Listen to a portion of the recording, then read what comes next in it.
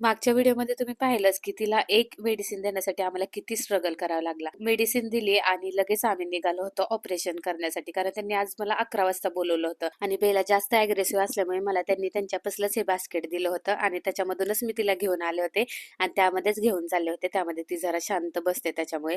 ती थोडीशी गुंगीत चढली होती पण ओरडत होती अधूनमधून, त्यामुळे थोडंसं थांबलो होतो आणि फायनली आम्ही इथे पोहोचलो. इथे पोहोचल्यानंतर पण ती एकदम आरडाओरड करत होती, अग्रेसिव्हपणा दाखवत होती. तिथे गेल्यानंतर एक 5-10 मिनिटांमध्येच डॉक्टरांनी तिला ऑपरेशनसाठी आतमध्ये घेतलं आणि आम्हाला टी-शर्ट आणायला पाठवलं होतं, कारण तिला टी-शर्ट घालावं लागेल तिथे चाटू नये जखममधून. ऑपरेशन वगैरे होईपर्यंत एक 3-4 तास लागणार होते, त्यामुळे मग आम्ही प्रकाशच्या मैत्रिणीच्या घरी आलो होतो.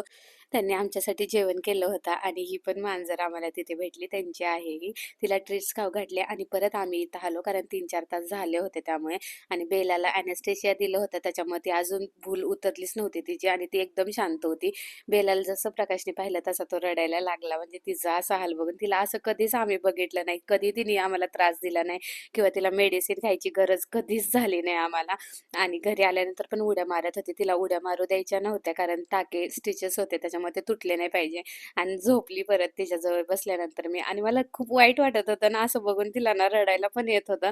पण तिचं पुढचं आयुष्य एकदम हेल्दी होईल त्यासाठी मी हा निर्णय घेतला. माझी बेलू खूप स्ट्रॉंग आहे आणि पुढच्या 15 दिवसात ना एकदम ओके होऊन खेळायला लागणार आहे.